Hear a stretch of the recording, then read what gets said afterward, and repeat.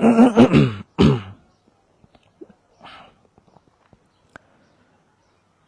ီနေ့တပည့်များကို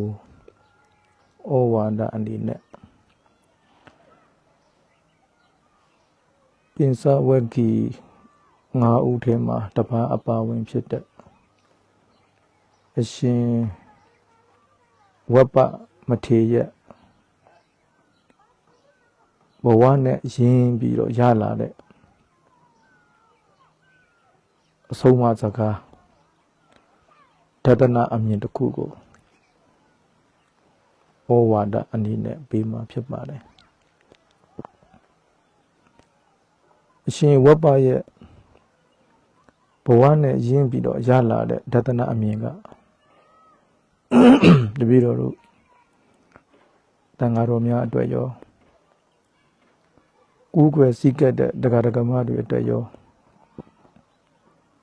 တတိပြုစရာအချက်ဖြစ်ပါတယ်အရှင်ဝပ္ပမထေရမြတ်သူ့ဘဝနဲ့ရင်းပြီးရလာတဲ့အတွေ့အမြင်တစ်ခုဖြစ်တယ်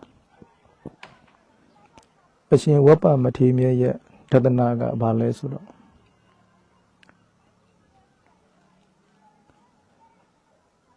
ပတ္တိပတ္တောပတ္တန္တံအပတ္တတင်္စပတ္တိ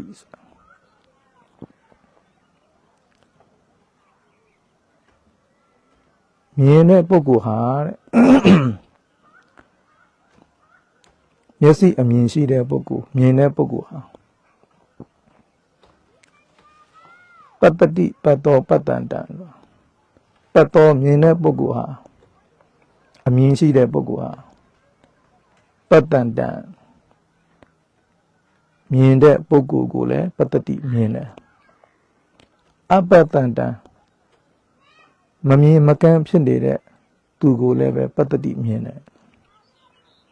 အဲ့တော့မြင်တဲ့သူဟာမြင်သူကိုလည်းမြင်တယ်ကန်းသူကိုလည်းမြင်တယ်ဒါနံပါတ်1စကားတစ်ခုမြင်သူသည်မြင်သူကိုလည်းမြင်တယ်ကန်းသူကိုလည်းမြင်တယ်နောက်ဒုတိယစကားတစ်ခုကဖြောင်းပြန်အပတ္တန္တောအပတ္တန္တံပတ္တန္တင်္စနပတ္တိအပတ္တန္တောမမြင်တဲ့သူဟာအပတ္တန္တံမမြင်မကန်းတဲ့သူကိုလည်းပဲနပတ္တိမမြင်ဘူးပတ္တန္တံမြင်တဲ့သူကိုလည်းနပတ္တိမမြင်ဘူးကန်းနေတဲ့သူဟာမြင်တဲ့သူကိုလည်းမမြင်ဘူးသူ့လိုကန်းနေတဲ့သူကိုလည်းမမြင်ဘူးဒီတဒနာစကားလေးကိုအရှင်ဝပ္ပမထေရမြတ်အမိန့်တယ်ထေရဂါထာထဲမှာနံပါတ်1ကမြင်သူသည်မြင်သူကိုလည်းမြင်တယ်မမြင်သူကိုလည်းမြင်တယ်နံပါတ်2ကကန်းနေသူသည်ကန်းသူကိုလည်းမမြင်ဘူးမြင်သူကိုလည်းမမြင်ဘူးလောကမှာကြည့်ကြည့်လေမျက်စိကန်းနေတဲ့သူမျက်စိကန်းနေတဲ့သူကဘသူကမျက်စိမြင်ရတယ်ဘသူကကန်းနေတယ်ဆိုတာကို तू မသိဘူးဘာဖြစ်လို့လဲတော့ तू ကိုယ်တိုင်ကဘာမှမမြင်ရတာ तू ကိုယ်တိုင်ကကန်းနေတဲ့အခါကျတော့ဘသူကအကန်းဘသူကအကောင်းဆိုတာကို तू မမြင်နိုင်ဘူးအကောင်းကိုလည်းမမြင်နိုင်ဘူးအကန်းကိုလည်းမမြင်နိုင်ဘူးဟောမျက်စိကောင်းတဲ့သူကကြတော့ဟောဘသူကတော့မျက်စိမြင်တယ်အကောင်းဟောဘသူကတော့မျက်စိကန်းနေတယ်မကောင်းဘူးအကန်းဆိုတာကို तू တွေ့ရတယ်ပေါ့ဒါလောကသဘောအနေနဲ့ပြောတာဒါကိုအရှင်ဝပ္ပမထေရမြတ်ကပြောတယ်မြင်တဲ့သူဟာမြင်သူကိုလည်းမြင်တယ်ကန်းသူကိုလည်းမြင်တယ်အေးကန်းနေသူဟာကန်းသူကိုလည်းမမြင်ဘူးမြင်သူကိုလည်းမမြင်ဘူးအဲ့တော့အရှင်ဝပ္ပမထေရမြတ်ဒီဒသနာကိုဘဝနဲ့ရင်းပြီးတော့ဘယ်လိုရလာခဲ့တယ်လဲဆိုတော့အရှင်ဝပ္ပမထေရမြတ်က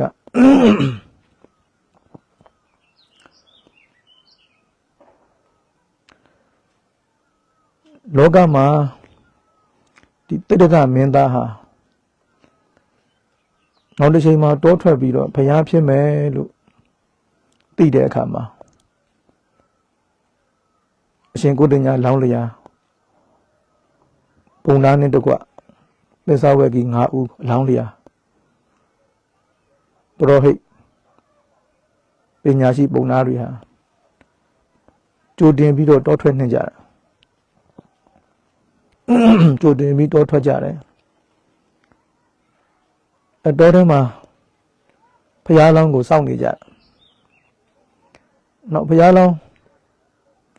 ပါရမီနိုးစော်လို့တောထွက်တော်မူတယ်တောထွက်လာတဲ့အခါမှာသူတို့အစဉ်သင့်စောင့်ကြိုပြီးတော့ဘုရားလောင်းကိုအနိကနေပြီးတော့ပြုစုလုပ်ကြွေးကြတာအဲ့တော့အဲ့ဒီခေတ်ကအယူဆကချိုးချိုးချမ်းချမ်းနဲ့ခန္ဓာကိုပင်ပင်ပန်းပန်းကျင့်ရင်တရားထူရမယ်လို့ယူဆတဲ့ခေတ်တော့အဲ့ဒီအယူဆကိုပြင်စာဘက်က9ဦးလက်ခံထားတယ်ဘုရားလောင်းတိရဒမင်းသားဘုရားလောင်းလည်းပဲလက်ခံထားတယ်ဒါကြောင့်ဒုက္ခရစရိယာအကျင့်ကိုမှားမှားယွင်းယွင်းနဲ့သူတို့ခေတ်ကလက်ခံထားတဲ့အတိုင်း6နှစ်တိတိလမ်းမားကို6လမ်းခဲ့တယ်အဲ့ဒါကိုပဲပိဿဝဂ်ကြီး9ဦးကကျေနပ်နေကြတယ်ဘုရားဖြစ်ဖို့ကျင့်နေတာလို့ပဲယူဆနေတယ်အားရကြတယ်ကျေနပ်ကြတယ်ပိဿဝဂ်ကြီး9ဦးက6နှစ်တာကာလပြည့်သွားတဲ့အခါမှာဘုရားလောင်းကစဉ်းစားတယ်အေးလောကမှာခက်ခဲပင်ပန်းပန်းကျင့်နေတဲ့သူတွေဟာဘယ်သူမှငါလောက်ကျင့်နိုင်မှာမဟုတ်ဘူးအဲ့တော့ငါကျင့်တဲ့လောက်လည်းကျင့်ပြီးပြီဘာတရားထူတရားမြတ်မှမရဘူးလမ်းမနေပြီဆိုတာကိုဘုရားလောင်းကရိပ်စားမိတဲ့အခါမှာပုံမှန်အတိုင်းအစားအသောက်တွေကိုအာဟာရတွေကိုမှီဝဲသုံးဆောင်ဖို့ကြိုးစားတယ်အာဟာရကိုမှီဝဲသုံးဆောင်တယ်အစာမစားပဲကျင့်တဲ့အကျင့်ဟာလမ်းမပဲဆိုတာကိုနားလည်သွားတဲ့အခါမှာအာဟာရကိုပြန်ပြီးမှီဝဲတယ်အဲ့ဒီမှာပိဿဝဂ်ကြီး9ဦးကနားလည်မှုလွဲသွားတယ်သူတို့လက်ခံထားတာကခေါင်းပါပါချိုးချိုးချမ်းချမ်းမစားမတော့ကျင့်မှတာလျင်ဖျားဖြစ်နိုင်မယ်လို့သူတို့ကလက်ခံထားတာ။ဖျားလောင်းကအစားအသောက်တွေကိုမိဝဲတဲ့အခါကျတော့သူတို့လက်ခံထားတဲ့စံနှုံးနဲ့စံထားနဲ့ကမကိုက်တော့ဘူး။အဲ့တော့သူတို့ကဖျားလောင်းပေါ်မှာအထင်လွဲသွားတာ။တတိယမင်းသားဟာလက်လာပပေါ်များဖို့ဘုံကြီးဖို့လမ်းစဉ်ကို6လမ်းနေပြီလို့ပင်စာဝက်ကြီး9ဦးဟာအထင်လွဲသွားတယ်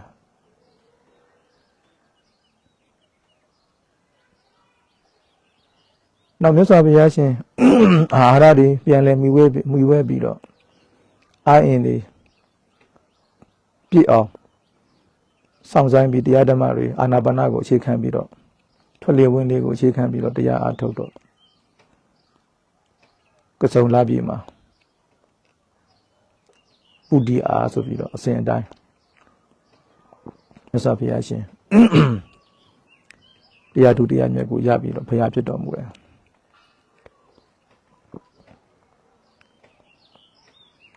ပိဿဝဂ်ကြီး9ဦးကတော့ဘုရားလောင်းကိုလမ်းမနေပြီဆိုပြီးတော့အထင်လွဲပြီးတော့စွန့်ထားခဲ့တာသူတို့မိဂဒာကိုဗာရဏသီပြီးမိဂဒာကိုတောထဲမှာတွားနေကြတာဘုရားလောင်းနဲ့လမ်းခွဲသွားတာဘုရားလောင်းပေါ်မှာသူတို့အထင်လွဲသွားတာအဲ့တော့မြတ်စွာဘုရားကကဆုံသားပြေမှာဘုရားဖြစ်ပြီးနောက်ပိုင်းတရားဥတရားမြတ်ဟောဖို့လိုက်ပြီးတော့ကြည့်တဲ့အခါမှာအာလာရယတိတို့သူတို့မရှိတဲ့အခါကျတော့ပင်စာဝက်ကြီး9ဦးစီကိုရောက်လာ ပင်စားဝကီ9ဦးဟာတရားဦးဟောထိုက်တဲ့ပုဂ္ဂိုလ်တွေပဲဆိုပြီးမြတ်စွာဘုရားရှင်ဗာရာဏသီပြည်မိဂဒဝန်ကိုကြွအဲ့တော့အဲ့ဒီမှာပင်စားဝကီ9ဦးကဖျားဖြစ်တယ်ဆိုတာကိုလက်မခံဘူးဟိုမှာငါတို့စီကိုယဟန်ကိုတော့မှလိုက်လာပြီဖျားဖြစ်တယ်လို့သူတို့ကမထင်ဘူးယဟန်ကိုတော့မှဟာအစာအာဟာရတွေမိဝဲပြီးတော့ဘုံကြီးအောင်လုပ်နေတာလက်လာပါတွေပေါ်အောင်လုပ်နေတာဖျားပေါ်မှာနော်သူတို့ပြစ်မှားကြတာဘုံကြီးအောင်လုပ်နေတာလက်လာပါပေါ်အောင်လုပ်နေတာအခုငါတို့စီကိုလာပြီငါတို့ခရီးကိုမကြိုးဆိုနဲ့မရှိခိုးနဲ့ခရီးမဆိုင်နဲ့ဖာတိဖာတာနေကြရအောင်အချင်းချင်းဂတိကိုလောက်ကြတာဒါပေမဲ့လည်းအနီးနားကိုရောက်တဲ့အခါမနေနိုင်ဘူးခရီးကိုကြိုတဲ့လူကကြိုတပိတ်ကိုယူတဲ့လူကယူသင်္ကန်းကိုလမ်းယူတဲ့လူကယူခြေစည်းတဲ့လူကစေးနဲ့ဝိယဝိစာတွေပြုလုပ်ကြတာအဲ့တော့မြတ်စွာဘုရားကဖျားဖြစ်ခဲ့ပြီဆိုတဲ့အကြောင်းကိုသူတို့နားလည်အောင်အတော်ပြောယူရတာဖျားဖြစ်ခဲ့ပြီဆိုတဲ့အကြောင်းကိုအတော်နားလည်အောင်ပြောယူရတာအဲ့တော့မြတ်စွာဘုရားရှင်ဓမ္မစကြာတရားကိုဟောအဲ့တော့ပထမရက်မှာပဲအရှင်ကိုတင်ညသောတာပန်ဖြစ်တယ်နောက်ဒုတိယရက်မှာဘာဆိုလာပြည့်ကျော်တရက်နေ့မှာအရှင်ဝပ္ပသောတာပန်ဖြစ်တယ်သောတာပန်ဖြစ်သွားတဲ့အခါမှာမျက်စိပွင့်သွားပြီမြင်သွားပြီဉာဏ်လင်းရသွားပြီအဲ့တော့ဘုရားပေါ်မှာသူတို့အထင်လွဲခဲ့တာတွေအားလုံးဟာတက်တက်စင်အောင်မှားနေတယ်ဆိုတာကိုကောင်းကောင်းကြီးသဘောပေါက်သွားပြီနောက်ဘာဆိုလာပြည့်ကျော်9ရက်နေ့မှာအနတ္တလက္ခဏာတုတ်ကိုဘုရားဟောအနတ္တလက္ခဏာတုတ်ဟောလိုက်တဲ့အခါမှာပစ္ဆဝေကီ9ဦးလုံးယဟန္တာဖြစ်သွားကြတယ်အဲ့ဒီမှာအရှင်ဝပ္ပကသူစဉ်းစားတာယဟန္တာဖြစ်သွားတဲ့အခါကျတော့အခုလိုငါသစ္စာ၄ပါးတရားတွေကိုသိပြီးတော့အဲ့တော့အရှင်ဝပ္ပမထေရမြတ်ကယဟန္တာဖြစ်သွားတဲ့အခါမှာဉာဏ်အမြင်ရသွားပြီဒါကြောင့်ဘုရားရဲ့ကြည်စုတရားကိုမြင်သွားပြီဘုရားရဲ့ဂုဏ်တွေကိုမြင်သွားပြီအဲ့ဒါအရှင်ဝပ္ပမထေရမြတ်ရဲ့ဘဝနဲ့ရင်းရတဲ့ဒသနာပဲသစ္စာ၄ပါးမသိခင်ပုရိသင်ဘဝတုန်းကအကံပဲခုမှဘာမှအကျင့်တရားစရဏတွေအရိယာမတ်ဉာဏ်အမြင်တွေမရှိတဲ့အခါကျတော့သူတော်ကောင်းတို့ရဲ့လမ်းစဉ်သူတော်ကောင်းတို့ရဲ့ဂုဏ်ကိုမမြင်ခဲ့ဘူးပေါ့ဒါကိုအရှင်ဝပ္ပမထေရမြတ်ပြောတာကအပ္ပတံတောအပ္ပတံတံပတ္တံတင်္စနပတ္တိမိမိကိုယ်တိုင်ကမမြင်မစမ်းကမ်းနေတဲ့အခါမှာတဲ့ကမ်းနေတာကိုလည်းမမြင်ဘူးမြင်တဲ့သူကိုလည်းမမြင်ဘူးအဲ့တော့လမ်းမနေတာကိုလည်းမှားမှန်းမသိဘူးလမ်းမှန်ကိုလည်းမသိဘူးဘာဖြစ်ကိုကကမ်းနေတာကိုကကမ်းနေတဲ့အခါကျတော့အမှန်ကိုလည်းမသိဘူးအမှားကိုလည်းမသိဘူးဒါအရှင်ဝပ္ပကိုယ်တိုင်ဖြစ်ခဲ့တဲ့ဥစ္စာနော်ကိုကကမ်းနေတာကိုကမ်းနေတော့ဘုရားရဲ့ဂုဏ်တွေကိုမမြင်ခဲ့ဘူးပေါ့ဘုရားလောင်းရဲ့မိစိမပရိပဒလမ်းစဉ်ကိုမမြင်ခဲ့ဘူးဟောအခုအရိယမဉ္ဇဉ်အမြင်ရသွားတဲ့အခါကျတော့မြင်သွားပြီဟောငါတို့တွေလမ်းမခဲ့တာပဲဆိုတာကိုမြင်သွားပြီဘုရားလောင်းပေါ်မှာအထင်လွဲခဲ့တယ်ဘုရားပေါ်မှာအထင်လွဲခဲ့တယ်ဆိုတော့မြင်သွားပြီဒါကြောင့်ပြောတာပတ္တတိ ပတ်တော်ပတ်တန်တန်အပတန်တင်စပတ္တိမြင်တဲ့သူဟာမြင်တဲ့သူကိုလည်းမြင်တယ်ကမ်းတဲ့သူကိုလည်းမြင်တယ်ဘယ်ဟာကလမ်းမှာဘယ်ဟာကလမ်းမှန်ဆိုတာကိုမြင်တယ်အဲ့တော့ဒီတသနာအဆုံးအမစကားလေးဟာနှစ်ကြောင်းလေးရှိပေမဲ့အလွန်တန်ဖိုးရှိတယ်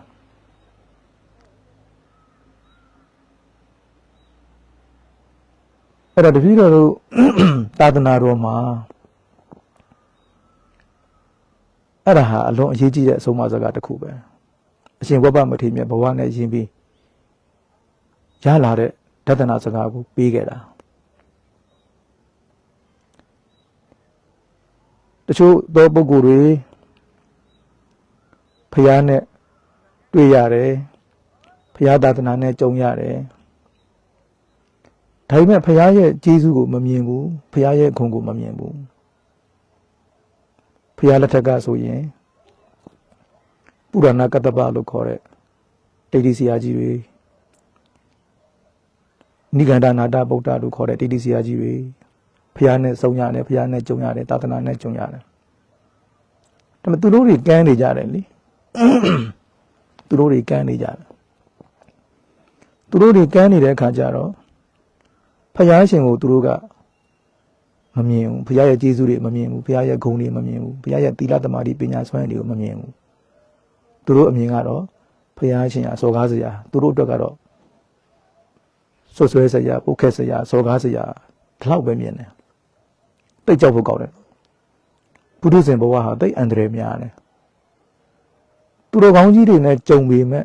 စုံပေမဲ့ဖူးခွင့်ရပေမဲ့တရားတွေကိုနာခွင့်ရပေမဲ့အဲ့ဓာတွေကိုမမြင်ဘူးတိရသမารိပညာတွေကိုမမြင်ဘူးအဲ့တော့သူတို့တွေဟာဖျားနဲ့ပြိုင်ဖက်လို့သဘောထားပြီးတော့နီးမျိုးစုံနဲ့ဘုရားရှင်ကိုဆွဆွဲကြတယ်ပုတ်ခတ်ကြတယ်တိုက်ခိုက်ကြတယ်စော်ကားကြတယ်ဒါကြောင့်မမြင်သူဟာကမ်းနေသူဟာမြင်သူကိုလည်းမမြင်ဘူးကမ်းသူကိုလည်းမမြင်ဘူးတော့သာသနာ့ဘင်းမှာနေတဲ့အရှင်ဒေဝဒတ်တို့လည်းဒီတိုင်းပဲလေအရှင်ဒေဝဒတ်တို့လည်းအရိယာမဉ္ဇဉ်အမြင်မရှိတော့ကမ်းနေတာပဲပေါ့ပုရုဇဉ်ဘဝဟာအကမ်းဘဝပဲလေအဲ့တော့ဘုရားရှင်ကိုယံသူလိုသဘောထားတာကြည့်ပေါ့ဘုရားရဲ့သီလဂုဏ်သမာဓိဂုဏ်ပညာဂုဏ်ကျေးဇူးတွေကိုမမြင်ဘူးသူ့အပေါ်မှာရှိနေတဲ့ဘုရားရဲ့မေတ္တာကိုမမြင်ဘူးဘုရားရဲ့ကျေးဇူးကိုမမြင်ဘူးဘုရားရဲ့ကရုဏာကိုမမြင်ဘူးအဲ့တော့ဘုရားကိုယံသူလိုသဘောထားပြီးတော့နည်းမျိုးစုံနဲ့ဘုရားကိုဒုက္ခတွေပေးတယ်အနောက်ချက်တွေပေးတယ်ဘုရားရဲ့အသက်ကိုအန္တရာယ်ပြုတယ်အဲဒါကြောင့်အရှင်ဝဘမထေရမြတ်ပြောတာမမြင်သူဟာမမြင်သူကိုလည်းမမြင်ဘူးမြင်သူကိုလည်းမမြင်ဘူးကမ်းနေတဲ့အတွက်ကြောင့်ဘာမှမမြင်ဘူးနော်ဘုရားနဲ့ကြုံပေမဲ့သာသနာနဲ့ကြုံပေမဲ့ကမ်းနေတဲ့အတွက်ကြောင့်ကျေးဇူးတွေဂုဏ်တွေကိုမမြင်ဘူးဟောအရှင်ဝပ္ပလိုသူတော်ကောင်းကြီးတွေရှင်သာရိပုတ္တရာအရှင်မောက္ကလအရှင်မကတ္တပအရှင်ရာဟုလအရှင်အာနန္ဒအစရှိတဲ့သူတော်ကောင်းကြီးတွေကြတော့မြင်တယ်မြင်တော့ဘုရားရှင်ရဲ့သီလဂုဏ်သမာဓိဂုဏ်ပညာဂုဏ်ကိုကြည်ညိုလို့မဆုံးဘူးယူသေးလို့မဆုံးဘူးဘုရားကိုအလွန်လေးအမျက်ထားတဲ့အယူသေးပြုတယ်မြင်တာကိုအကြောင်းအရှင်ဝပ္ပကပြောတာမြင်တဲ့သူဟာမြင်သူကိုလည်းမြင်တယ်ကမ်းသူကိုလည်းမြင်တယ်ဒါတပည့်တော်တို့အလွန်တတိထားစရာကောင်းတယ်နော်အဲ့တော့ဘုရားရှင်နဲ့ကြုံတယ်ဘုရားသာသနာနဲ့ကြုံတယ်မြင်တဲ့သူတွေဟာမြင်တယ်မမြင်တဲ့သူတွေဟာမမြင်ဘူးအဲ့တော့တပည့်တော်တို့ဘယ်ထဲပါလဲကိုစဉ်းစားနော်တို့တွေဟာမြင်တဲ့သူတွေလားကမ်းတဲ့သူတွေလားအဲ့တော့ကမ်းတဲ့သူတွေထဲမှာမပါရအောင်ဝိပဿနာတရားတွေအားထုတ်သင့်တယ်မိမိရဲ့စိတ်တွေကို လွတ်မထားရဘူးစောင့်စည်းရမယ်ပါဇက်ကနေပြီးတော့အလွယ်တကူကဲရဲ့စကားတွေဆွဆွဲစကားတွေစော်ကားတဲ့စကားတွေမလုပ်ရဘူးသူတို့ကောင်းကြီးတွေရဲ့သဘောတရားဟာအသိဖို့အလွန်ခက်တယ်ဒီနေ့ခေတ်မှာဆရာတော်ဘုရားကြီးတွေနဲ့ကြုံခွင့်ရဆောင်ခွင့်ရဖူးမြော်ခွင့်ရစီကဲခွင့်ရသူတို့ကောင်းတွေနဲ့ကြုံပေမဲ့မြင်အောင်ကြည့်တတ်မှမမြင်တတ်ဘူးဆိုရင်အလွယ်တကူသူတို့ကောင်းတွေပေါ်မှာလွတ်ခဏန်းစိတ်ကနေပြမမိတတ်တယ်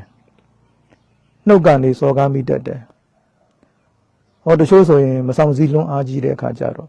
ကိုယ်ထိလက်ရောက်စော်ကားဖို့ဒီစူးစမ်းတာမျိုးတွေလုပ်တတ်ကြတယ်ပေါ့ဒါကြောင့်တပည့်တော်တို့သတိထားရမယ်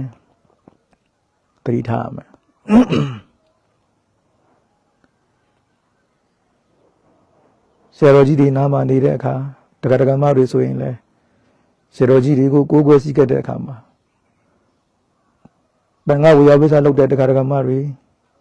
ဥပထမကအဖွဲ့ဝင်တွေကိုးကွယ်စည်းကပ်တဲ့ဆရာသမားတွေတန်ဃာတော်တွေရဲ့တိရဂုံတမာတိဂုံပညာဂုံတွေကိုမြင်အောင်ကြည့်တတ်ဖို့လိုတယ်တော်တော်အရေးကြီးတဲ့ကိစ္စပဲတန်ဃာနာမှာနေပြီးတော့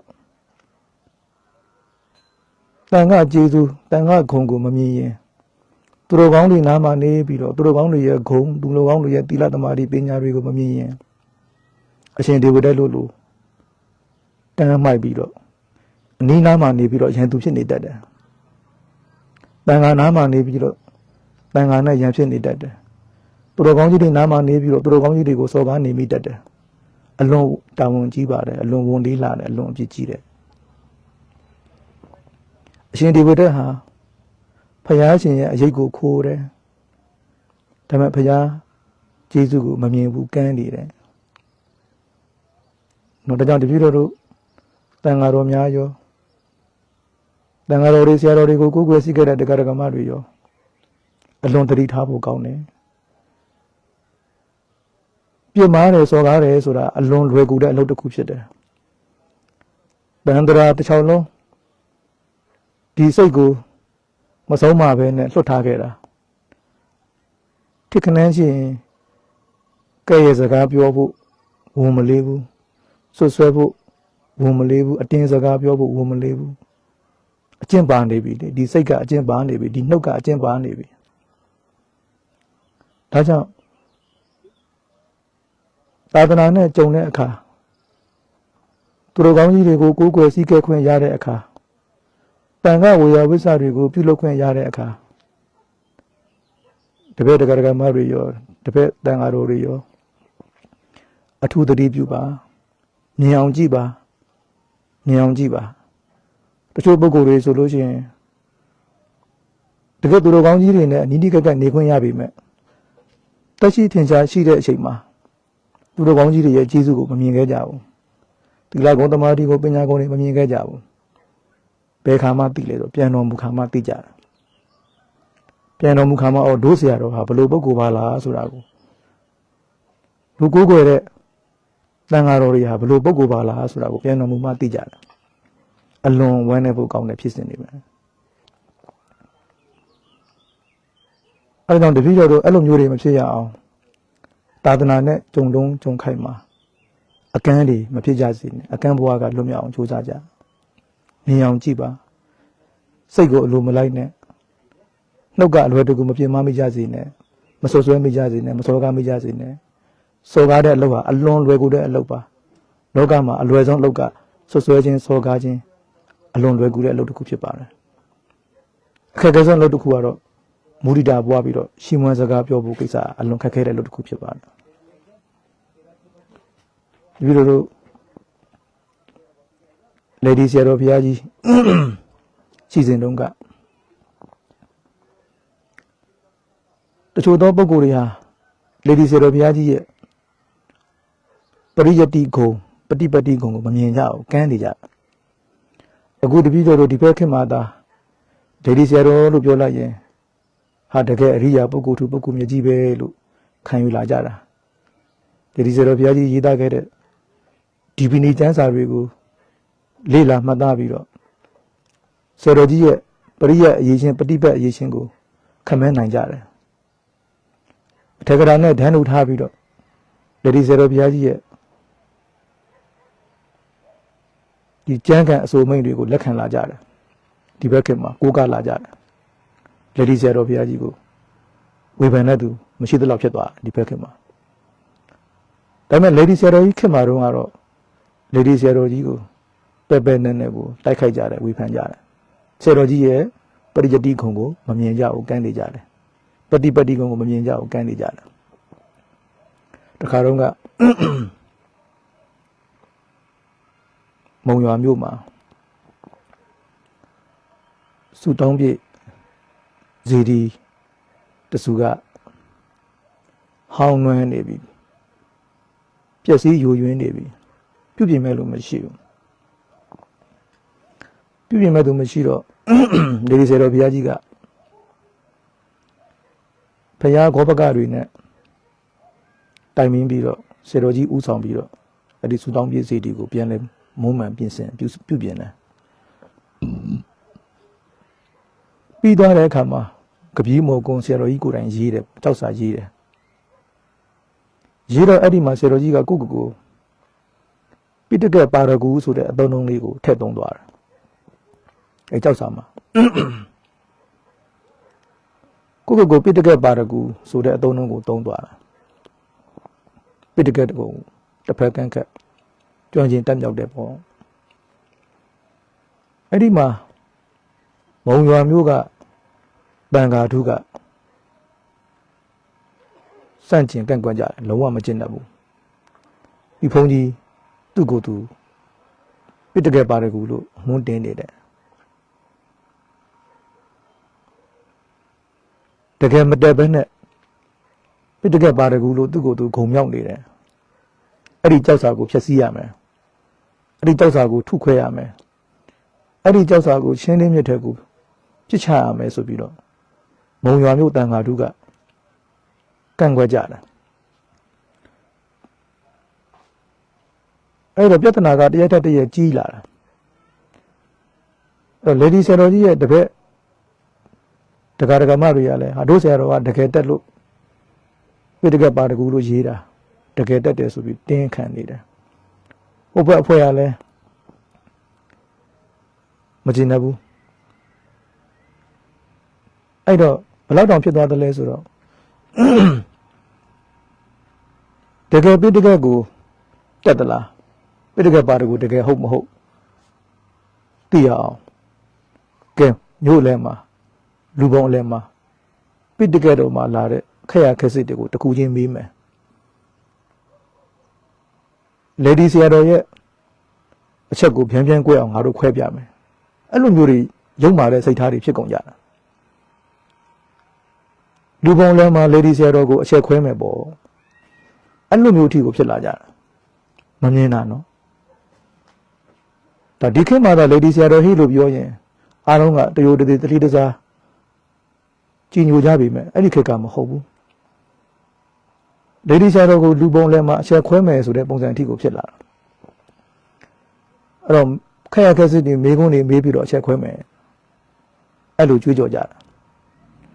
လေဒီဆရာတော်ကြီးကတပည့်တကယ်ကမတို့တက်နိုင်သမျှဖြောင်းချတရားဓမ္မတွေဟောပြီးတော့တိခံဖို့ဟောရင်နဲ့တစ်ဖက်ကဘုန်းကြီးတွေကအဲ့လောက်ထိတင်းမာလာတော့ကဲအဲ့လောက်တောင်ဖြစ်နေရင်ကဲမေးချင်တာမေးဆိုတဲ့ပုံစံမျိုးနဲ့ဆရာတော်ကြီးကိုယ်တိုင်ရှေ့ထွက်ရတဲ့အနေအထားဖြစ်လာခဲ့တယ်အဲ့ဒါနဲ့လေဒီဆရာတော်ဘုရားကြီးကိုယ်တိုင်အဲ့ဒီပြဿနာထဲကိုပါလာခဲ့တယ်ပေါ့အဲ့ဒါနဲ့မုံရွာမြို့မှာမန္တကြီးထိုးတန်ခါ80ကျော်လောက်ပင်ဖိတ်လူပိတ်သက်တွေလည်းလာအဲ့ဒီမှာလေဒီဆရာတော်ဘုရားကြီးကအလဲမှာထိုင်ဆိုတော့တန်ခါတွေလည်းဆုံးတလောက်ဖြစ်ပြီးပိတ်သက်တွေလည်းအတော်ရောက်နေပြီဆိုတော့ဆရာတော်ကြီးကအစပြီးတော့ကဲ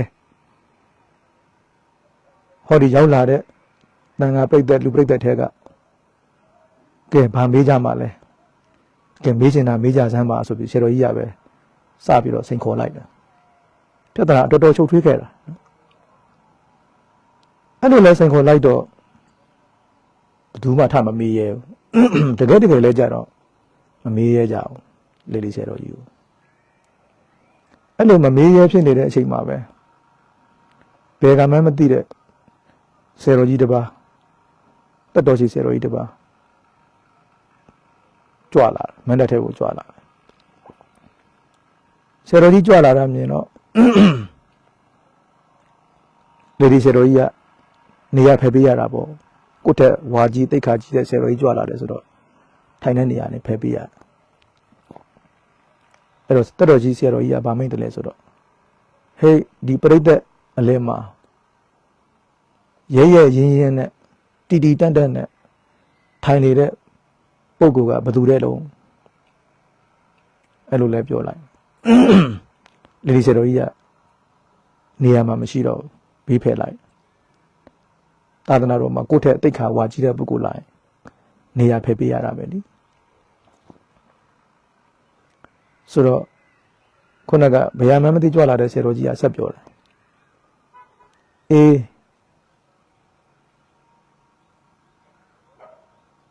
ဟိုပိဋကပါရဂူလို့ခေါ်တဲ့ရဲရင်တဲ့တခုံကြီးလဲလဲသွားပြီကဲအရှင်ဘုရားတို့လဲဘာမှဟိုမေးဒီမေးမနေနဲ့တော့အရှင်ဘုရားတို့လဲပရိယပฏิပတ်ဒုရဏဖျားကိုလောက်ကိုလောက်ကြကိုเจ้าကိုပြန်ကြကဲပိဋကပါရဂူကိုတော်လဲပဲကိုတကယ်ပိဋကကိုပါရဂူတစ်ဖက်ကန်းခတ်တက်တယ်လို့ကိုတပည့်တွေကိုလည်းတက်အောင်သင်ပေးဆိုပြီးတော့ဆရာတော်ကြီးကပဲပွဲကိုပြန်ပြီးတော့ရုပ်သိမ်းရလိုက်ဖြတ်ပေးလိုက်ရတယ်အဲ့ဒါနဲ့အဲ့ဒီပွဲကပြီးသွားတာအေးပြောချင်တာကဘာလဲဆိုတော့အဲ့ဒီခေတ်ကဆရာတော်ကြီးရဲ့ပရိယတစ်ဖက်ကန်းခတ်တက်မြောက်ပုံကိုမမြင်နိုင်ခဲ့ကြဘူးပေါ့အထူးသဖြင့်အနည်းနေတဲ့ပုံကိုယ်တွေကပိုတော်မှမမြင်ကြဘူးပေါ့ဆရာတော်ကြီးဘယ်လောက်ထိတတ်တယ်လဲဆိုတော့မမြင်ကြအောင်မုံရွာလူရဟန်းတော်တွေမမြင်ကြအောင်နောက်တပည့်တော်တို့ပရမတ္ထဒီပဏိကျမ်းဆိုပြီးတော့ဆရာတော်ကြီးကသင်္ကြိုအဖွင့်ကျမ်းတကြံရေးတယ်အဲ့ဒီမှာတီကာကျော်ကျမ်းရဲ့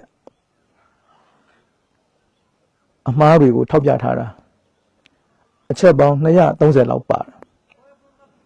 တပည့်တော်မြန်မာနိုင်ငံသာသနာသမိုင်းမှာတီကာကျော်ကိုအလွန်အလေးမြတ်ထားပြီးတော့သင်ယူပို့ချလာခဲ့ကြတာတီကာကျော်ကိုအလွန်အလေးမြတ်ထားကြတယ်အဲ့တော့သမိုင်းတစ်လျှောက်အလေးမြတ်ထားခဲ့တဲ့ဒီတီကာကျော်ကျမ်းကြီးကိုလေဒီဆရာတော်ဘုရားကြီးက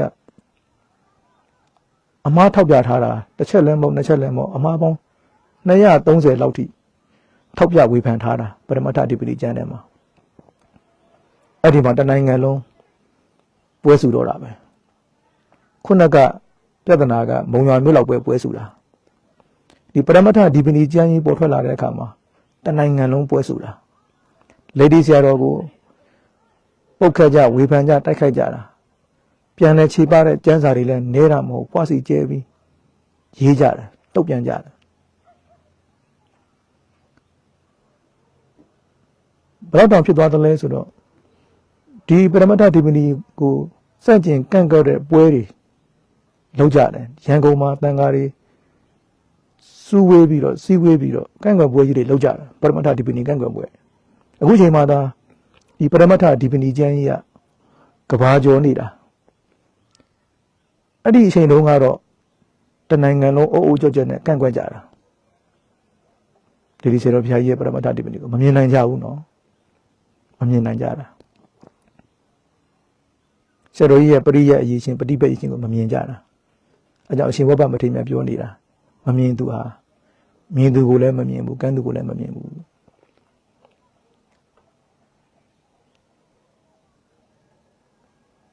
အဲ့တော့ပရမတ္ထဒီပဏီကျမ်းကြီးချုပ်ချပွဲတွေကန့်ကွက်ပွဲတွေစန့်ကျင်ပွဲတွေတနိုင်ငံလုံးအိုးအိုးကြွကြွတွေ လောက်ကြတယ်စာရီရေးကြတယ်ကျန်းနေထုတ်ကြတယ်ပြန်ချေပကြတယ်နောက်ရန်ကုန်မြို့မှာတန်ဃာတူးကြီးကအစည်းအဝေးလုပ်ပြီးတော့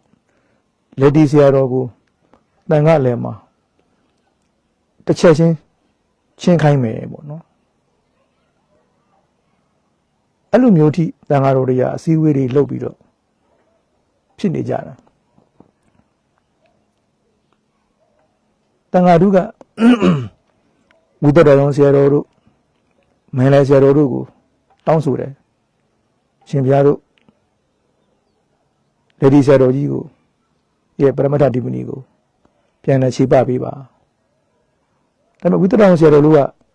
လက်ဒီဆရာတော်ရဲ့ပရိယပฏิပတ်အရေးချင်းကိုမြင်တယ်လေမင်းလည်းဆရာတော်တို့ကမြင်တယ်လေမြင်တော့လက်ဒီဆရာတော်ဘက်ကပဲယက်တည်ကြတာမင်းလည်းဆရာတော်တို့ဝိတ္တတော်ဆရာတော်ဘုရားတို့ကလက်ဒီဆရာတော်ဘက်ကပဲယက်တည်တယ်ရှင်ဘုရားမထေရမြတ်ပြောသလိုမြင်တဲ့သူတွေဟာ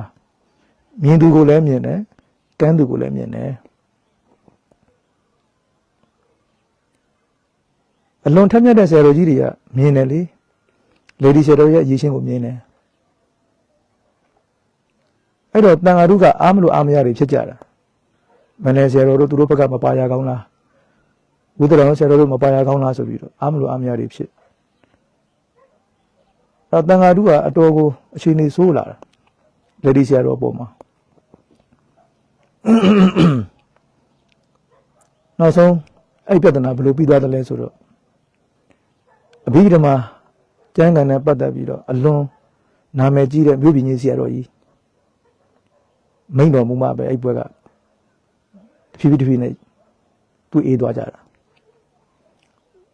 အဘိဓမ္မာအကျော်ဖြစ်တဲ့မြို့ပြည်ကြီးဆရာတော်ကြီးကဗာမိတ်တယ်လဲဆိုတော့ဟေးမင်းတို့တွေလေဒီဆရာတော်ကိုမပြေမကြနဲ့မဝေဖန်ကြနဲ့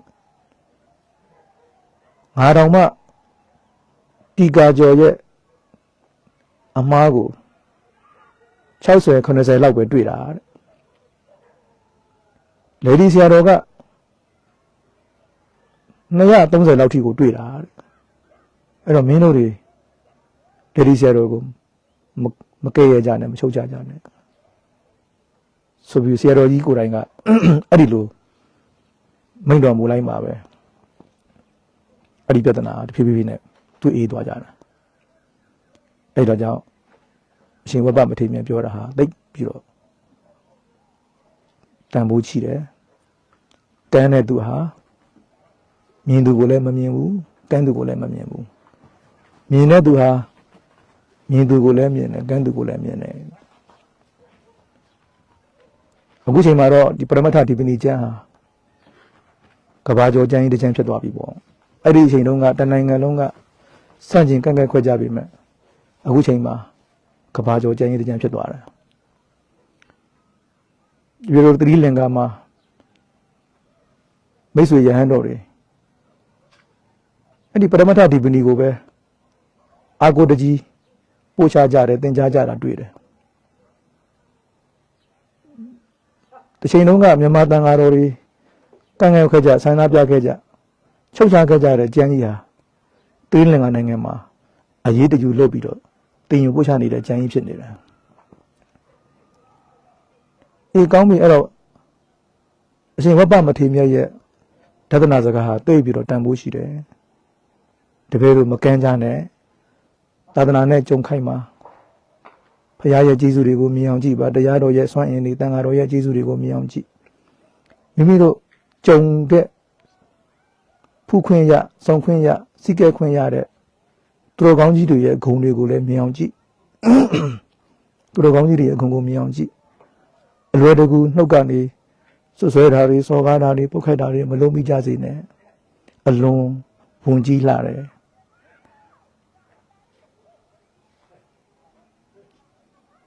ဥဒုဇင်တွေဟာ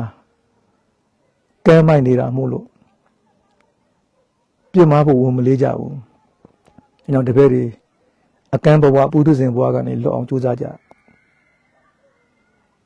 တခါတုန်းကမိုးကုတ်ဆရာတော်ဘုရားကြီးဒုတိယကမ္ဘာစစ်ကာလမှာ မိုးကုတ်ကဂူမှာ9 နှစ်တာကာလဂူအောင်ပြီးတရားဓမ္မကျင့်ကြံအားထုတ်ခဲ့တယ်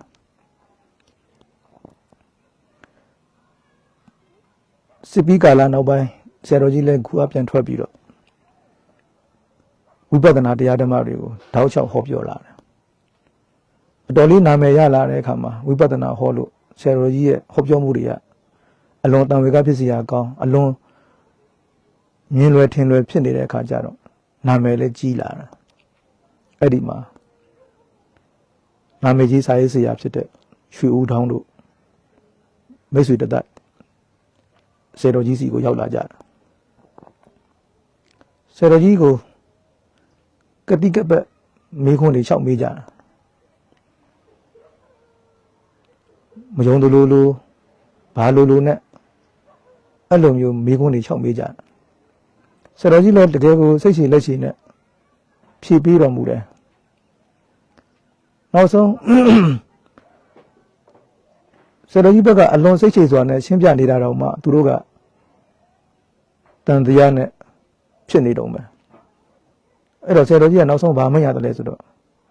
ဟေးဒီငါအခုဟောနေတဲ့တရားတွေဟာငါ9 နှစ်တာအထုတ်ခဲ့တဲ့တရားတွေပါကွာလို့အဲ့လောက်ထိကိုဖွင့်ပြရတဲ့အနေထားရောက်သွားတာမမြင်နိုင်တာပြောပြတာပါနော်မမြင်သူဟာမမြင်ဘူးလို့ပြောပြတာအဲ့တော့သူတော်ကောင်းကြီးတွေကပုပွင့်လင်းလင်းကြီးမိမ့်မပဲ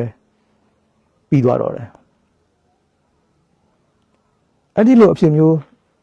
ညောင်နှုတ်တော်ရဆရာတော်ကြီးလည်းကြုံဘူးတယ်ညောင်နှုတ်တော်ရဆရာတော်ကြီးစာချရင်တရားအထုတ်ရင်စာချနဲ့အဲ့လိုကျင့်ကြံအားထုတ်လိုက်တာယဟန္တာဖြစ်သွားဒါမတန်ရသိရတာပေါ့နော်အဲ့ယဟန္တာဖြစ်သွားတဲ့အခါမှာဒီခေတ်မှာတကယ်အားထုတ်ရင်တကယ်ဖြစ်တယ်ဆိုတာကိုဆရာတော်ကြီးကတပည့်တွေကိုသိစေချင်တယ်အဲ့တော့တကယ်ကြိုးစားအားထုတ်နေတဲ့တပည့်တွေလည်းတောင်းတဲ့ထဲမှာရှိနေတယ်ရှိနေတော့ဆရာတော်ကြီးကဝင်းကြီးလည်းအလွန်လေးစားတဲ့အခါမှာအရေးအမွက်ပြောတာပေါ့နော်ဆရာတော်ကြီးတရားထုတရားမြတ်ရတဲ့အကြောင်းကိုတိုက်ရိုက်မပြောဘူးတပည့်ယောဂီတွေအတ္တတရောရှိအောင်လို့အရေးအမွက်ပြောတယ်ဆိုတော့အဲ့ဒီတည်င်းကတဖြည်းဖြည်းနဲ့ကြော်ကြားလာတယ်ညောင်နှုတ်ဆရာတော်ဟာယဟန္တာဆိုတာတည်င်းကကြော်ကြားလာတယ်အဲ့ဒီမှာမိတ်ဆွေယဟန်တော်တွေကမယုံကြအောင်အဲ့ဒီခါတုန်းကယဟန္တာဆိုတာဟာအထူးဆန်းပဲတရားဆိုတာအလွန်ခက်ခဲတယ်လို့မှတ်နေကြတာကိုဒီခေတ်မှာယဟန္တာပြုဖို့မလွယ်ဘူးဆိုတဲ့ပုံစံမျိုးနဲ့လက်မှန်ချနေတဲ့ခေတ်ပฏิပတ်တိနဲ့ဝေးနေတဲ့ခေတ်ဆိုတော့ညောင်နှုတ်ဆရာတော်ယဟန္တာဖြစ်တာကိုမိတ်ဆွေယဟန်တော်တွေကမယုံကြဘူးမယုံကြတော့စုကြတယ်တငယ်ချင်းတွေစုကဲငါတို့ယဟန္တာဟုတ်မဟုတ်သွားဆောင်ခံကြရအောင်မမြင်တာနော်ပုထုဇဉ်ပုဂ္ဂိုလ်ကအရိယာပုဂ္ဂိုလ်ကိုဘယ်လိုလုပ်မြင်မှာတော့ဘလောက်ပဲစာတက်လေနော်မြင်ဖို့မလွယ်ဘူးအလွန်ခက်အဲ့ဒါနဲ့ဆရာတော်5 ပါး 6 ပါးလောက်စုဝေးပြီးတော့ရောက်လာကြပြီးတော့အဲ့မှာတပါးကိုပြောတယ်ကဲအရှင်ဘုရားကတော့ဆရာတော်ကိုပြောရဲဆိုရဲရှိတဲ့ပုဂ္ဂိုလ်ဆိုတော့ပုံမှန်လင်းလင်းပဲသွားမေးစမ်းပါဆရာတော်တကယ်ယဟန္တာဖြစ်ပြီလားဆိုတော့အရှင်ဘုရားသွားမေးစမ်းပါအဲ့ဒါနဲ့တပါးကနေပြီးတော့ဆရာတော်ကြီးစီကိုတော့ကြောင်ညွညွနဲ့ပဲချင်းကပ်ပြီးတော့ဆရာတော်ဘုရားကိုမိတ်ဆွေယဟန်တော်များကတန်တရားဖြစ်နေကြပါတယ်တရားဒုတရားနဲ့ရာမရကိုတန်တရားဖြစ်နေကြတယ်ဆရာတော်ဘုရားမိတ်ပါဘုရားဆိုတော့ဆရာတော်ကြီးကဗာမိတ်တယ်လဲဆိုတော့အေးလာလျှောက်တဲ့ဘုန်းကြီးနာမည်ကဥစန္ဒနာလို့ခေါ်တာဥစန္ဒနာရာတဲ့ ငါအရေးအမြဲပြောခဲ့တယ်ဆိုတာအဲ့ဒီဘုန်းကြီးတွေတိဖို့အဲ့ဒီဘုန်းကြီးတွေယုံဖို့ငါပြောခဲ့တာမဟုတ်ဘူးငါတောင်းလိုက်မှာအပြင်းအထန်အသေးအတန်အားထုတ်နေတဲ့အလားအလာကောင်းတဲ့ယောဂီတွေတရားတက်ဖို့စိတ်အားထက်သန်ဖို့ငါအရေးမဲ့ပြောခဲ့တာတဲ့အဲ့ဒီဘုန်းကြီးတွေယုံဖို့အဲ့ဒီဘုန်းကြီးတွေသိဖို့ငါပြောခဲ့တာမဟုတ်ဘူးအဲ့တော့ဥစ္စာတနာရာတဲ့ငါကတရားမရဘဲနဲ့ပါရာဇိကအကြခံပြီးတော့ပြောမဲ့လူစားမျိုးဆိုတာလားဟုတ်ပါမလားငါကောင်ကမင်းတို့ငါရဲ့တီလောက်လဲယုံဖို့ကောင်းတယ်စတော်ကြီးရဲ့တီလောက်အပေါ်မှာမယုံတယ်လို့ဖြစ်သွားတယ်လေအလွန်ဝီနည်းလေးစားတဲ့ဆရာတော်ကိုမယုံတယ်လို့ဖြစ်သွားတာငါကတရားမရဘဲနဲ့တရားရတယ်လို့လိန်ပြောမဲ့လူစားမျိုးလားတဲ့ပါရာဇိကအကြခံမဲ့လူစားမျိုးလားအဲ့လိုမျိုးဆရာတော်ကြီးကပုံမလင်းလင်းပြောရတဲ့အနေထားရောက်သွားတယ်အေးပြောချင်တာကဘာလဲဆိုတော့အရှင်ဘောပမထေရမိန့်တော်မူတဲ့အတိုင်းပဲမမြင်နိုင်ကြတာပေါ့နော်တန်းနေတဲ့သူဟာမြင်သူကိုလည်းမမြင်ဘူးကန်းသူကိုလည်းမမြင်ဘူးအလွန်တတိထားစရာကောင်းတဲ့အချက်တွေဖြစ်တယ်နော်ဒါကြောင့်တပည့်တော်တို့သာသနာနဲ့ကြုံတဲ့အခါမှာအကန့်ဘွားကလွတ်အောင်ကြိုးစားဖို့လိုတယ်သူတော်ကောင်းကြီးတွေနဲ့ဆုံခိုက်ကြုံခိုက်မှာအလွယ်တကူမပြင်းမမိကြစေနဲ့မဆွဆွဲမိကြစေနဲ့မကဲ့ရဲ့မိကြစေနဲ့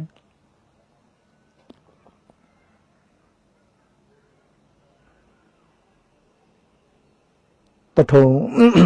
မူလမင်းကုန်းစေတုံဆရာတော်ဘုရားကြီးတတိပဋ္ဌာန်တရားကိုစတင်ပြသတဲ့အခါမှာအလောင်းခံရတယ်အပြောင်းခံရတယ်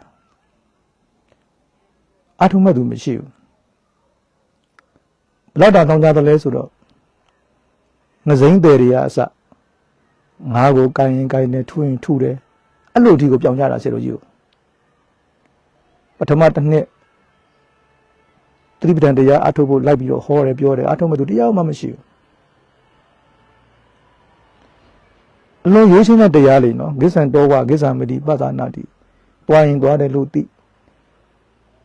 နိသိဏောဝနိသိဏောမိတိပသနာတိထိုင်တယ်လို့သိသတိပဋ္ဌာန်တုတ်မှာအလုံးရိုးရှင်းစွာဘုရားဟောထားတယ်လीနော်ထီတော်ဝထီတော်မိတိပသနာတိရဲရင်ရက်တယ်လို့သိအဲ့ဒီအတိုင်းပဲဆရာတော်ကြီးကရှင်းရှင်းလင်းလင်း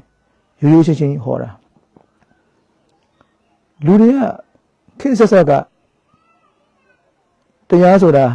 အလွန်ခက်ခဲတယ်လို့ပဲသူတို့မှတ်ထားခဲ့ကြတာကိုအဲ့တော့သူတို့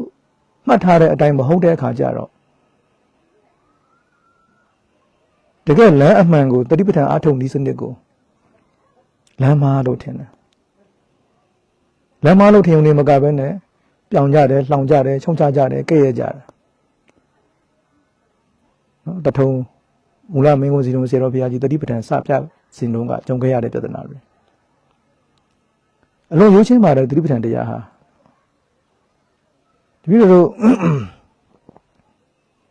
တတိပဋ္ဌာန်ကိုအနှိမ့်ချုပ်လိုက်မယ်ဆိုရင်ကျမ်းဂန်ထဲမှာဘာတွေ့ရတယ်လဲဆိုတော့ခန္ဓာကိုယ်ဘာလို့အကုန်တတိနဲ့ကပ်ပြီးကြည်နေရတာပဲလေယထာကာယောပနိဟိတောဟောဒီတထာနဲ့ပသနာတိဆိုတာတိုက်ရိုက်ပါနေတာပဲကျမ်းဂန်ထဲမှာယထာကာယောပနိဟိတောဟောဒီဆိုခန္ဓာကိုယ်ဘလို့လို့ဘာလို့အဲ့ဒါကိုသိအောင်လုပ်ပဲ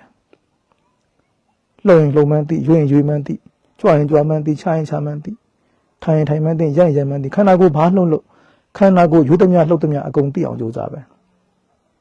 နောက်စိတ်ဘာဖြစ်လဲစိတ်ဖြစ်သမျှအကုန်သိအောင်ကြိုးစားအဲ့ဒါကိုကျမ်းဂန်ထဲမှာဘယ်လိုပြောတယ်လဲယတမိန်ခနေရန်စိတ်တံဘဝတတိတန်စိတ်တံတန်လက်ခံတော်ဆိုတာ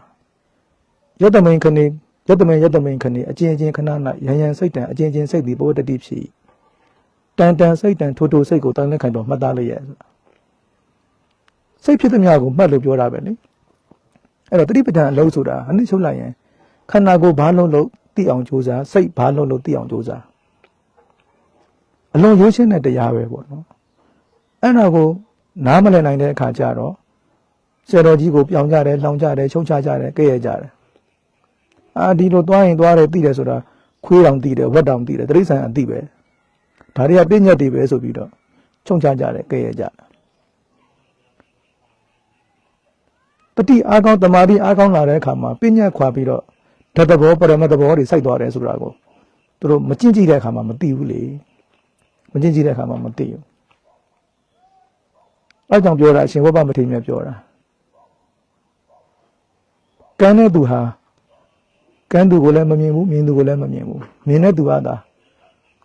မြင်တာနော်ဆိုတော့နောက်ဒီတထုံမူလမင်းကိုစီတော်ဆရာတော်ဘုရားကြီးရဲ့တတိပဋ္ဌာန်ကျင့်စဉ်ကိုမဟာသီဆရာတော်ဘုရားကအမွေခံရရှိသွားတာမဟာသီဆရာတော်ဘုရားကြီးကအလွန်ဘုန်းကံကြီးမားတဲ့ဆရာတော်ပရိရဲ့ပฏิပတ်ဆွဲတုံရတဲ့ဆရာတော်ကြီးဆိုတော့ဘုန်းကံလည်းကြီးမားတော့တတိပဋ္ဌာန်ဟာကဘာကျော်သွားတယ်မြန်မာတွေမကောက်ကဘာကျော်သွားတယ်တတိပဋ္ဌာန်ကျင့်စဉ်ဟာဆရာတော်ကြီးဟာပိဋကကျမ်းဂန်နဲ့ထောက်ထားတွေနဲ့အများကြီးရှင်းလင်းပြသဟောကြားခဲ့တယ်ပညာရှိတွေလက်ခံနိုင်တဲ့အနေထားရောက်သွားတယ်ဒါဒီနေ့ခေတ်မှာဆရာတော်ကြီးကဘာကျော်ပြီမဲ့ဆရာတော်ကြီးတကယ်တရားပြတဲ့အချိန်တုန်းကဆရာတော်ကြီးကိုလည်းပဲတိုက်ခိုက်တဲ့သူတွေဝေဖန်တဲ့သူတွေ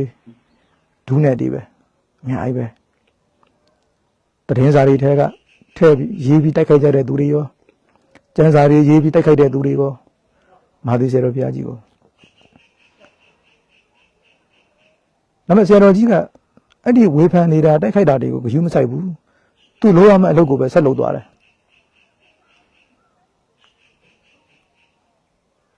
ပြရတရားပြစာရှိတာပြတယ်ဟောကြားရှိတာဟောတယ်ကျမ်းစာရေးသားစာရှိတာရေးသားတယ်ကိုလုံးစာရှိတာလုပ်သွားတယ်အဲ့တော့ဝေဖန်တိုက်ခိုက်တဲ့သူတွေပဲအားအင်ပြတ်ပြီးတော့လဲကျသွားတယ်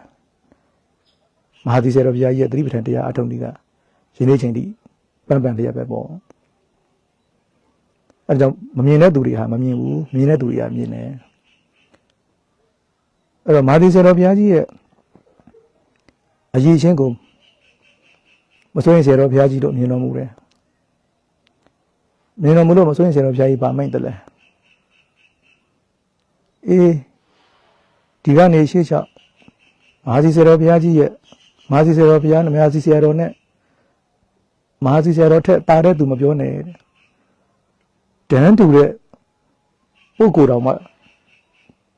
တွေ့ရဖို့မလွယ်ဘူးတဲ့တို့ဟာမဟာသီဆရာတော်ရဲ့အရေးချင်းကိုသိလို့လဲဝိသုဒ္ဓိမေမဟာတိကနိတိယကျမ်းကြီးကိုရေးဖို့တိုက်တွန်းခဲ့တာပဲဆိုပြီးတော့ဒီမစိုးရင်ဆရာတော်ဘုရားကြီးကမိန့်တော်မူခဲ့တယ်ဒါကြောင့်ပြောတာမြင်တဲ့သူတွေဟာမြင်တယ်ကဲတဲ့သူတွေဟာမမြင်ဘူးအဲ့တော့မဟာသီဆရာတော်ဘုရားစီကနေတို့အတူယူစရာတွေရှိတယ်အဲ့လိုဆွဆွဲတိုက်ခိုက်ဝေဖန်နေတဲ့အခါမှာဆရာတော်ကြီးဘက်ကနေဘာမှခြေပါခြင်းတုတ်ပြန်ခြင်းမလုပ်ဘူးကိုယ့်ဘာကိုပုံမှန်တရားပြတရားဟောကျမ်းစာရေးအလုံးမပြတ်ဘူးတပည့်တွေကအားမလို့အားမရဖြစ်ကြတယ်ဆရာတော်ကြီးကိုပြန်ခြေပစေခြင်းနဲ့ပြန်လဲရေးသားစေခြင်းနဲ့ပြန်လဲတုတ်ပြန်စေခြင်းနဲ့ဒါလူတွေရဲ့သဘာဝတရားတစ်ခုပဲဆရာတော်ကြီးကဗာမိတ်တယ်လဲဆိုတော့ဘုန်းကြီးကိုဝေဖန်တိုက်ခိုက်နေတဲ့သူတွေဟာတဲ့အမှန်တရားသိရှင်လို့မှမဟုတ်တာအမှန်တရားသိရှင်တယ်ဆိုလို့ရှိရင်အခုလိုဝေဖန်နေကြမလို့တိုက်ခိုက်နေကြမလို့လူသိရှင်ကြားတင်းစာတွေစာအုပ်တွေထုတ်နေကြမလို့ဘူးတဲ့ဘုန်းကြီးစီမှာတက်ရိုက်လာပြီးတော့ဆွေးနွေးလိုက်ရင်ပြီးသွားတာပဲလေတဲ့ဆရာတော်ကြီးပြောတာသိကောင်းတယ်နော်အမှန်တရားကိုတကယ်သိချင်တယ်ဆိုရင်ဘုန်းကြီးစီမှာလာပြီးတော့တွေ့ဆုံဆွေးနွေးလိုက်ရင်ပြီးသွားမှာပဲတဲ့ဘုန်းကြီးကလည်းအခါကျရင်ကျန်းကန်တွေနဲ့ရှင်းပြပေးမှာပေါ့တဲ့သူတို့လိုချင်တာကအဲ့ဒါမဟုတ်ဘူးတဲ့ဘုန်းကြီးကိုတက်တက်သိခါကြအောင်တိုက်ခိုက်နေတာလေတဲ့အဲ့တော့ဘုန်းကြီးဘက်ကဘာလုပ်ရမှာလဲတဲ့ဘာရှေ့ပါမှာလဲဘုန်းကြီးဘက်ကနေဘာမှတုတ်ပြန်စရာမရှိဘူးဆိုပြီးတော့ဆရာတော်ကြီးကမိတ်တယ်အလွန်မှတ်သားစရာအတူယူစရာကောင်းတဲ့စိတ်သက်ဆရာတော်ကြီးကနော်အမှန်သိရှင်ဆရာတော်ကြီးနဲ့တွေ့ဆုံရုံပဲပေါ့ အခုအမှန်သိချင်တာမဟုတ်ဆရာတော်ကြီးကိုသိက္ခာကျစေချင်တာလေ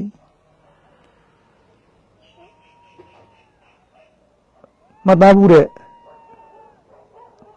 တာတကားလေးတစ်ခုပြောရရင်ပိငတ်နဲ့ကြည်ကန်းပိငတ်ကိုကြည်ကန်းကရန်လာစတာကြည်ကန်းကလာပြီးတော့ပိငတ်ကိုလာထိုးတယ်ပိငတ်ကကြည်ကန်းကိုဘာမှမတုတ်ပြန်ဘူးမတုတ်ပြန်ဘဲနဲ့ဘာလုပ်တယ်လဲဆိုတော့ပိငတ်ကဟိုးအမြင့်ကိုပြန်သွားတယ်ကြည်ကန်းကပိငတ်ရဲ့ကြောပေါ်မှာတက်စီပြီးတော့ထိုးစိတ်ပြီးတော့ပါသွားတယ်တောက်လျှောက်ကြီးကန်းကသိငက်ကိုထိုးတယ်သိငက်က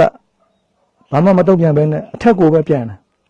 ဟိုးအထက်ကိုမြင်းတဲ့ပြန်သွားတယ်အမြင့်ရောက်တဲ့အခါကျတော့ကြီးကန်းကသူမနေနိုင်တော့သူ့ရဲ့ကျက်စားရနေပဲမဟုတ်ဘူးအမြင့်ကအဲ့ဒီမှာအောက်ဆီဂျင်ပြတ်ပြီးတော့သိငက်ကကြီးကန်းကသူ့လိုအောက်ကိုဆင်းပြီးပြုတ်ကျသွားတာသိငက်ကသူ့ဟာသူလွတ်ကျွတ်အထက်ကိုပြန်တန်းသွားတယ်မာသီစေတော်ဘုရားကြီးကအဲ့ဒီပုံစံအတိုင်းကျင့်သွားတာပဲကိုယ့်နဲ့ကိုယ်လုံးနေဒီနေ့ကဘာအထိတတိပဋ္ဌာန်တရားဓမ္မအထုံးကြီးဆိုတာပန်းပန်ပြရပဲပေါ့တိုက်ခိုက်တဲ့သူဝေဖန်တဲ့သူတွေသာဘယ်ချောင်တွေရောက်သွားမှမသိဘူးပေါ့ပိငတ်နဲ့ကြီးကန်းဥပမာတပည့်တွေမှတ်သားစရာကောင်းတယ်မာသီစေတော်ဘုရားကြီးရဲ့စိတ်တဲ့အတူယူစရာကောင်းတယ်ဒါကြောင့်တပည့်တို့သာသနာမှာဘုရားရဲ့အဆုံးအမအတိုင်းကျင့်စရာရှိတာကျင့်ကြအထောက်ကြ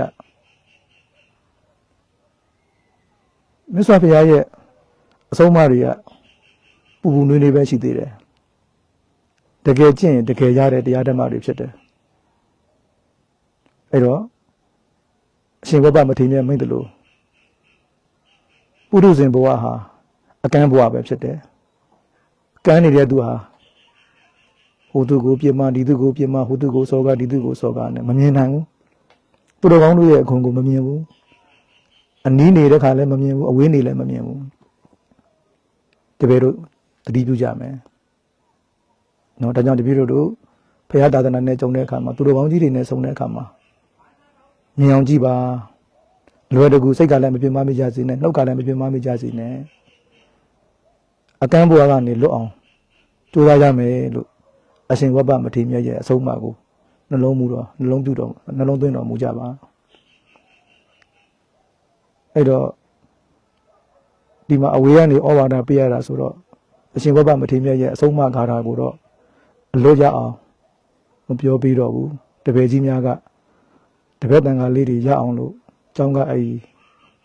ကြော်ညာသင်ပုံးပါပဲအဲ့ဒီဂါထာလေးကိုအရှင်ဝဘရဲ့ထေရဂါထာထဲကနေကူးယူပြီးတော့တန်ခါအများသိအောင်အလွတ်ရအောင်အဲ့ဒါလေးကိုကတ်ထားပေးပါပတ္တိပတ္တောပတ္တန်တံအပတ္တန်တင်္စပတ္တိမြင်တဲ့သူဟာမြင်သူကိုလည်းမြင်တယ်မမြင်သူကိုလည်းမြင်တယ်အပတ္တန်တောအပတ္တန်တံပတ္တန်တင်္စနပတ္တိမမြင်တဲ့သူဟာမမြင်သူကိုလည်းမမြင်ဘူးမြင်သူကိုလည်းမမြင်ဘူးတဲ့အဲ့ဒီအဆုံးအမစကားလေးတပည့်တွေနှုတ်ထဲမှာအရာကြထားပြီးတော့မိမိကိုယ်ကိုအမြဲတမ်းဒီအဆုံးအမလေးအတိုင်းလိုက်နာကျင့်သုံးပြီးတော့အကံဘွားကလွတ်အောင်အားလုံးကိုယ်စီစူးစမ်းအားထုတ်နိုင်ကြပါစေကုန်သတည်း